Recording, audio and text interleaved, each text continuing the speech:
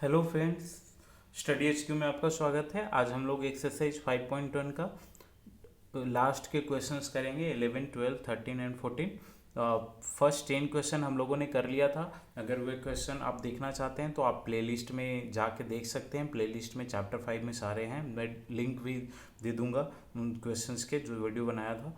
तो आज हम लोग इसके आगे के क्वेश्चन स्टार्ट करते हैं। तो 11th नंबर क्वेश्चन रीड करते हैं। In the following figure is angle 1 adjacent to angle 2। अगर है तो रीजन देना है, नहीं है तो भी रीजन देना है।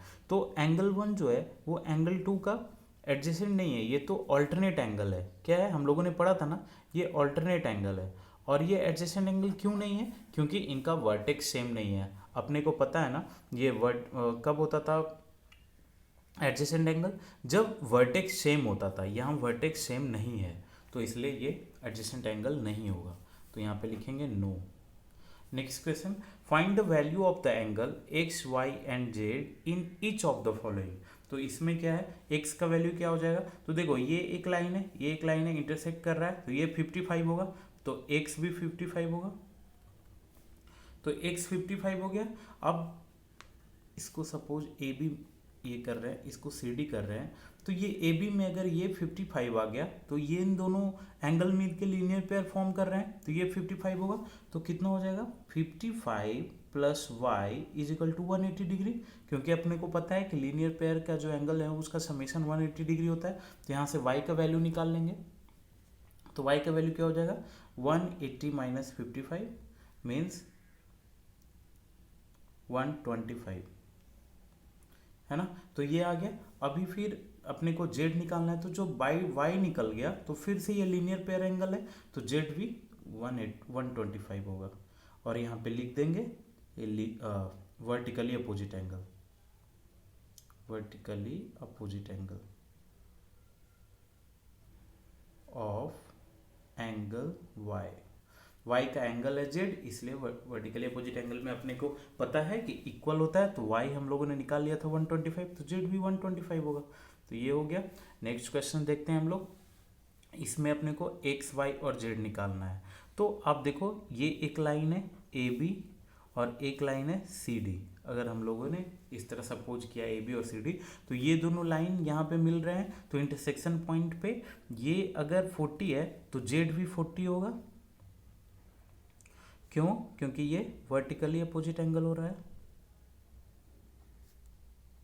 Opposite angle of angle Z. हो गया, ये जेड का हो गया, तो इसलिए ऑफ एंगल 40 एक्चुअली। तो ये अब इसको जो भी बोले मीन्स एंगल 40 का ये वर्टिकली अपोजिट एंगल है, तो ये भी 40 हो गया, जेड भी 40 हो गया। अब जब ये 40 हो गया तो आप देखो, ये सी डी पे एक लीनियर पेयर फॉर्म कर रहा है वाई के साथ, तो वाई प्लस जेड कितना हो जाएगा? 180 डिग्री। और जेड का वैल्यू अपने को पता है 40, तो y plus 40 is equal to 180 degree, तो y is equal to 140 degree. तो अपने को y मिल गया, z मिल गया। अब क्या, एक x ढूंढना है, तो x यहाँ से कर लेंगे। ये देखो आप, ये पूरा 180 डिग्री होगा क्योंकि ये स्ट्रेट लाइन पे सारे एंगल्स हैं। तो क्या हो जाएगा? 40 plus x plus 25 is equal to 180 degree. तो क्या हो जाएगा? x plus 65 is equal to 180 degree. तो यहाँ पे x इज इक्वल टू 125 आ गया। तो x is equal to 125, y is equal to 140 और z is equal to z 40, है ना। ये 165 में से ये 115 आएगा, सॉरी। देखो 160 में 65 सब्ट्रैक्ट करेंगे तो 115 आएगा। तो ये हो गया 12 number question.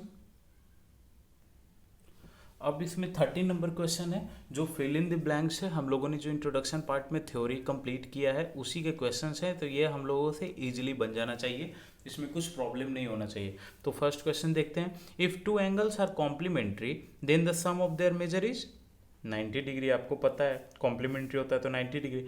If two angles are supplementary then their sum of measure is 180 degree. Two angles forming a linear pair are 180 degree. Linear pair अगर रहता है जैसे इस तरह, अगर ये एंगल 1 है और ये एंगल 2 है तो दोनों मिलके 180 डिग्री बनाएगा।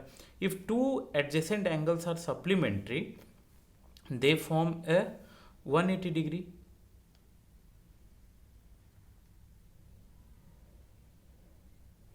या हम लोग बोल सकते हैं कि वो फॉर्म क्या करते हैं, लीनियर पेयर, क्योंकि कोई एंगल अगर सप्लीमेंट्री है तो वो लीनियर पेयर ही फॉर्म करेंगे ना।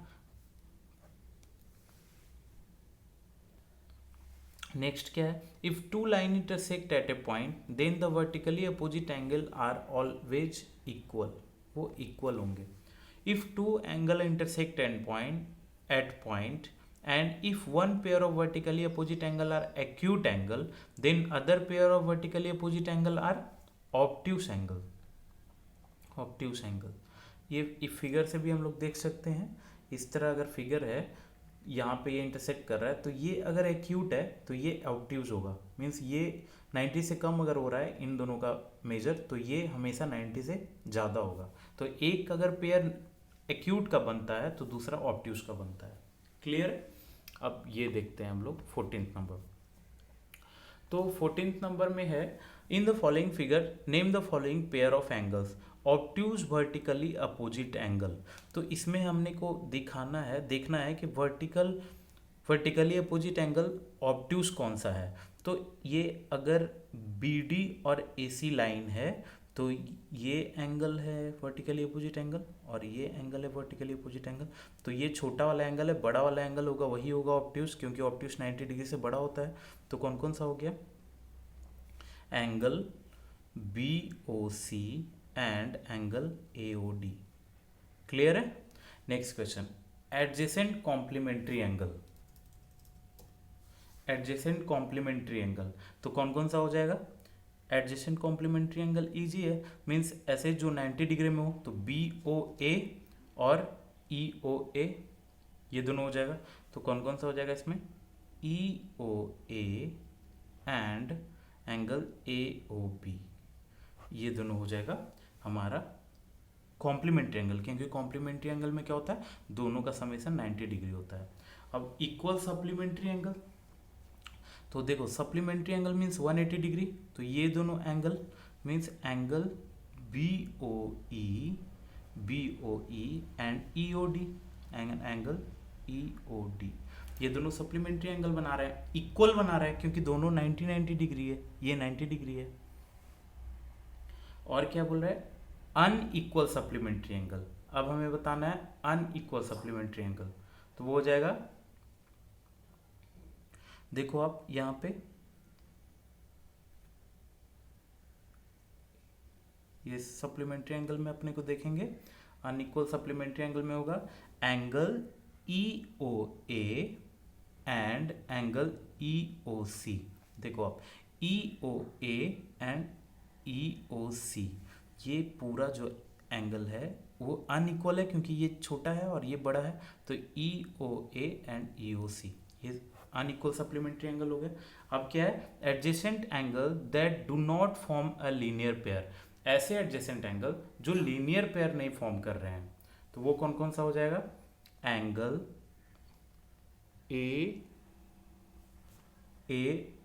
AOB angle AOE angle AOE angle EOD and angle EOD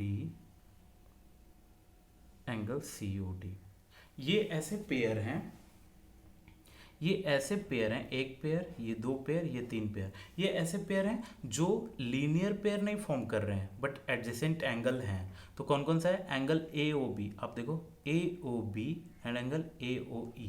देखो ये लीनियर पेयर तो नहीं फॉर्म कर रहे हैं क्योंकि 180 डिग्री तो नहीं बन रहा है, यहाँ तो 190 डिग्री बन रहा है, बट एडजेसेंट एंगल तो है क्योंकि वर्टेक्स इनका कॉमन है। अब नेक्स्ट क्या है, AOE एंड EOD। तो ये भी जो एंगल है ये 180 डिग्री तो नहीं है, 180 डिग्री तो स्ट्रेट लाइन होता है, तो लीनियर फॉर्म तो नहीं कर रहा है, लीनियर पेयर तो फॉर्म नहीं कर रहे हैं, बट एडजेसेंट एंगल है क्योंकि वर्टेक्स सेम है। अगेन क्या है, EOD and COD, EOD and COD। तो ये भी जो है ये हमारा एडजेसेंट एंगल फॉर्म कर रहा है क्योंकि वर्टेक्स कॉमन है, बट स्ट्रेट लाइन नहीं फॉर्म कर रहा है इन दोनों एंगल से, तो 180 डिग्री नहीं हो रहा है, इसलिए लीनियर पेयर नहीं है बट एडजेसेंट एंगल है। तो ये सारे क्वेश्चंस थे इसके जो अपने को सॉल्व करना था। आप इसके जो थ्योरी पार्ट के वीडियोज हैं उसे थोड़ा अच्छे से देखिए, आपको ये सारे जो टर्म्स हैं वो क्लियर हो जाएंगे कि वर्टिकली अपोजिट एंगल क्या होता है, कॉम्प्लीमेंट्री एंगल क्या होता है, सप्लीमेंट्री एंगल क्या होता है, लीनियर पेयर क्या होता है, 180 डिग्री स्ट्रेट लाइन होता है, ये सारे कुछ डिस्कस किया है हम लोगों ने वहाँ पे, तो आप उसको देख सकते हैं और अच्छे से समझने के लिए। स्टिल अगर आपको कुछ भी डाउट आता है तो आप मुझे कमेंट में पूछ सकते हैं। Thank you so much for watching the video. अगर हमारा कंटेंट, हमारा वीडियोज आपको अच्छा लगता है तो अपने फ्रेंड्स, क्लासमेट्स के साथ शेयर कर सकते हैं, चैनल को सब्सक्राइब कर सकते हैं। Thank you so much.